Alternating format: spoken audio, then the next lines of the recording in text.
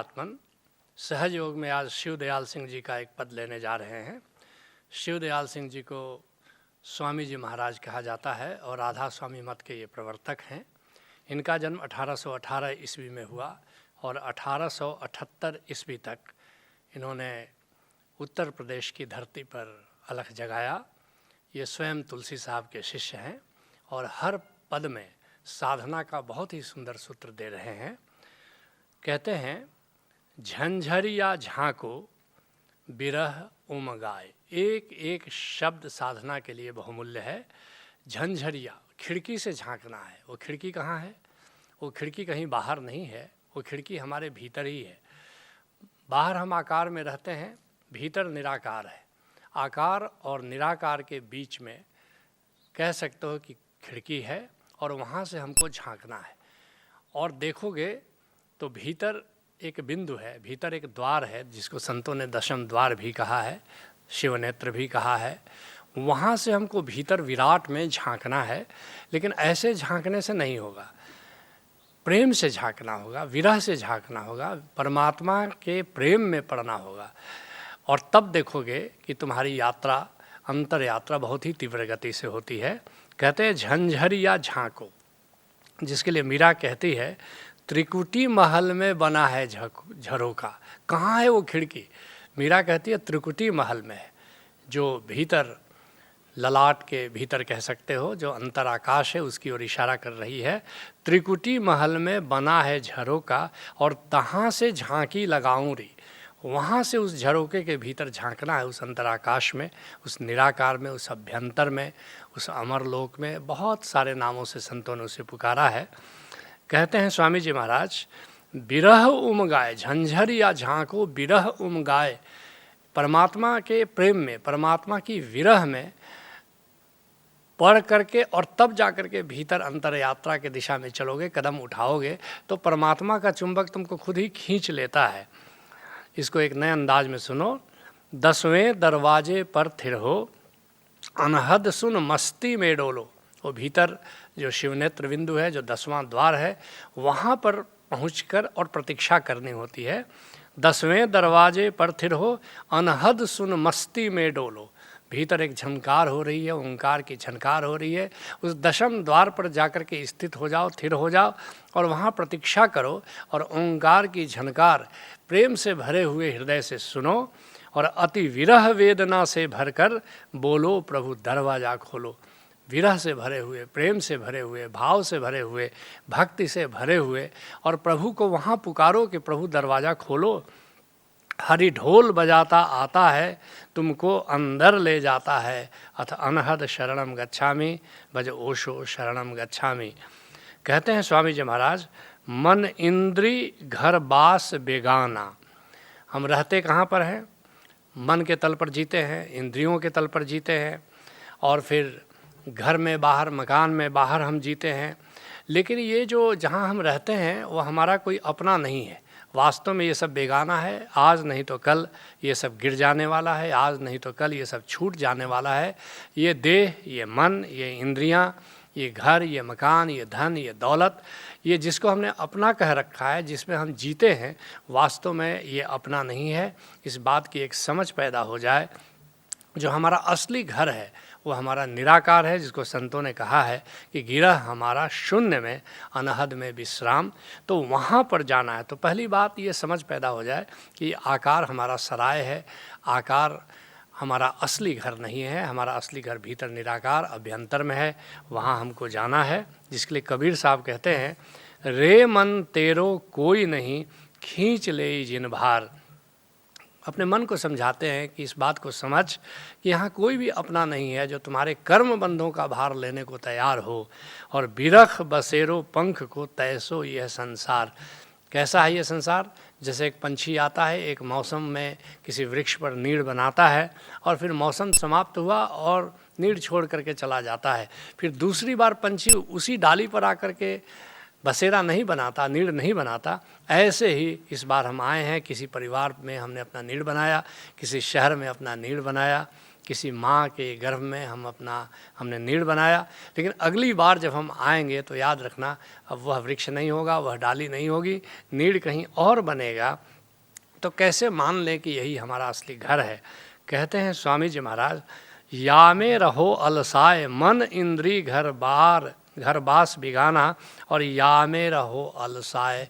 लेकिन हम इंद्रिय के तल पर, मन के तल पर ऐसे ही तमस में जीते रहते हैं, जबकि वास्तव में हमें यहाँ एक सराय की तरह रहना है आकार में, और अपना जो शून्य है भीतर का अंतर आकाश है, जहाँ गोविंद विराजमान है, जहाँ हमारा असली घर है, वहाँ की ओर हमें प्रस्थान करना होता है।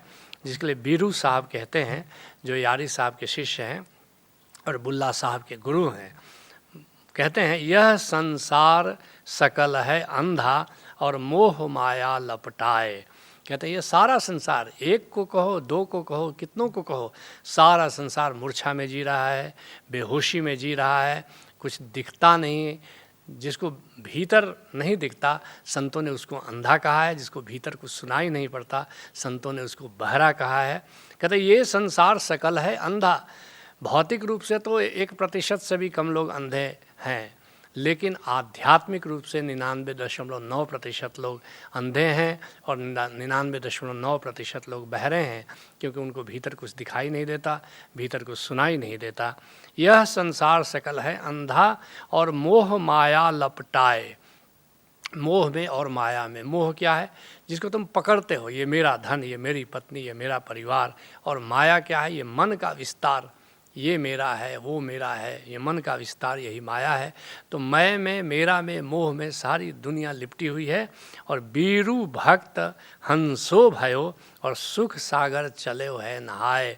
लेकिन बीरू साहब कहते हैं कि वह तो भक्त हो गया, वो हंस हो गया। क्यों? क्योंकि वो मानसरोवर की ओर जाने लगा, मानसरोवर की ओर उसने प्रस्थान किया, और वह मानसरोवर हमारा निराकार है, हमारा अभ्यंतर है।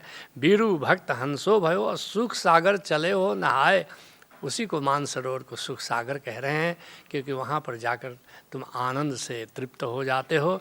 और उस मानसरोवर में स्नान केवल हंस करता है, और हंस वही है जिसने ओंकार को जान लिया, जिसने निराकार को जान लिया, और उस निरंकार में जिसने स्नान किया, उसी को हंस कहा जाता है। कहते हैं स्वामी जी महाराज, पूरे सतगुरु मर्म लखावे। ये बहुत ही अनूठी बात सारे संतों ने करीब करीब कही है। यह जो भेद की बात है कि वो झंझरिया झांको, वो झंझरिया कहाँ पर है, वो त्रिकुटी महल कहाँ पर है, वो दशम द्वार कहाँ पर है, वो मानसरोवर कहाँ पर है, ऐसे तुम किताबों में कितना भी पढ़ो या प्रवचन कितना भी सुनो, उससे पता नहीं चलेगा। जब कामिल मुर्शिद मिलता है, वो तुम्हारे भीतर जाने की कला बताता है। क्योंकि ये जो अध्यात्म, ये जो साधना, ये सीना बसीना है। सूफी कहते हैं कि ये बात सीना बसीना की है। ये बड़ी रहस्यमय बात है, जो सद्गुरु अपनी उपस्थिति में तुमको बताता है।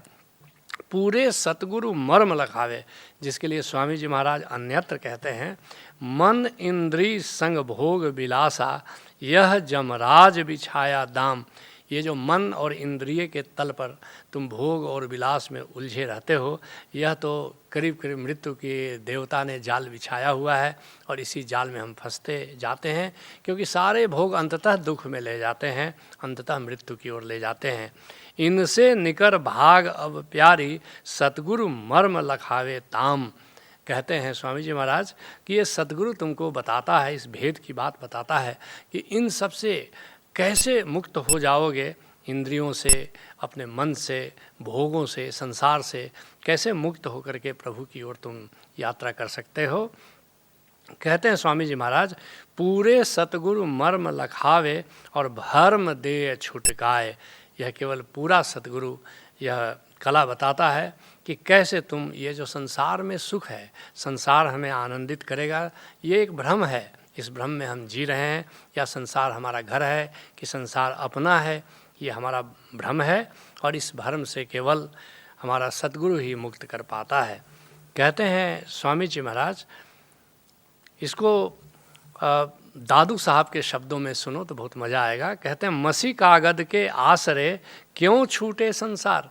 ये जो ग्रंथों में पढ़ते हो, किताबों में पढ़ते हो और रामायण पढ़ते हो, गीता पढ़ते हो और सोचते हो कि संसार से मोह या माया छूट जाने वाला है, तो कितने भी ग्रंथ पढ़ो, किताब पढ़ो, इससे ये मोह, ये माया, इससे मुक्त नहीं हो पाओगे।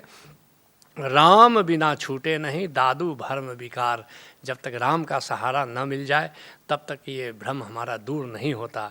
कहते हैं स्वामी जी महाराज, अब के दाव पड़ा तेरा सजनी फिर अवसर नहीं पाए। कहते हैं कि इस बार अगर सतगुरु से नाता जुड़ जाए तब तुम मुक्त हो सकते हो, क्योंकि मनुष्य की देह मिली है और मनुष्य की देह एक महान अवसर है कि तुम इससे मुक्त हो सकते हो। कोई ज़रूरी नहीं है कि हर बार मनुष्य की देह मिले, जिसके लिए बिहार के दरिया साहब कहते हैं, बुध जन चलहु अगम पथ भारी, तुमते कहो समुझ जो आवे अबरी के बार संहारी। कहते हैं कि आए प्रज्ञावान लोगों, सुनो, अगम की राह पर चलो, परमात्मा की राह पर चलो, और तुम्हें बार बार समझा करके कहता हूँ कि इस बार अवसर मिला है, इसका उपयोग कर लो। कहते हैं स्वामी जी महाराज, अब के दाव पड़ा तेरा सजनी फिर अवसर नहीं पाए। फिर ये अवसर मिलेगा, फिर सतगुरु मिलेगा, फिर संत मिलेगा, फिर तुम्हारे भीतर ये प्रज्ञा जगेगी, तुम परमात्मा की राह पर फिर चलोगे। क्या ये पक्का है? जिसके लिए बिहार के दरिया साहब कहते हैं, रे मन सुमिर ले सतनाम की फिर जात अवसर डरी। अपने मन को कहते हैं कि अवसर बीता जा रहा है, अब सतनाम के सुमिरन में समय को दो। कहते हैं स्वामी जी महाराज, तिल को पेल तेल अब काढ़ो। कहते हैं कि अगर रेत से तुम तेल निकालने की कोशिश करो तो तेल नहीं निकलता, तिल से तेल निकलता है, और ओंकार ही वह तिल है जिससे तुम तेल निकाल सकते हो, ज्ञान का, प्रेम का। कहते हैं स्वामी जी महाराज, लो घट ज्योत जगाए। अपने घट में जो ज्योत सोई हुई है, जो आलोक सोया हुआ है, जो ओंकार सोया हुआ है, उस ओंकार को जगा लो। लो घट ज्योत जगाए, जिसके लिए मीरा कहती है, सुरत निरत का दिवला संजोया और मनसा पूरन बाती, और अगम घाणी का तेल सिंचाया बाल रही दिन राती। सुरत और निरत से, ओंकार के श्रवण को सुरति कहते हैं, ओंकार के दर्शन को निरति कहते हैं। इनका दिया सजा लो और अपनी चेतना को बाती बना लो, और फिर जो अगम घाणी, परमात्मा की घाणी से उसको तेल को, सत्य के तेल को चुहाना होता है। कहते हैं राधा स्वामी महाराज, इनको राधा स्वामी भी कहते हैं, स्वामी जी महाराज भी कहते हैं, राधा स्वामी कहा बुझाई एक ठिकाना गाए। कहते हैं कि बस एक ही ठिकाना जो है, जो भीतर का ठिकाना, उसकी ओर मैंने तुम्हें संकेत किया है, तो उस ठिकाने की ओर यात्रा करो। तुम भी किसी कामिल मुर्शिद से जुड़ो, उस ठिकाने को प्राप्त करो, उस ठिकाने को जानो जो तुम्हारे भीतर ही विद्यमान है। यही सहज योग है। हरि ओम तत्सत।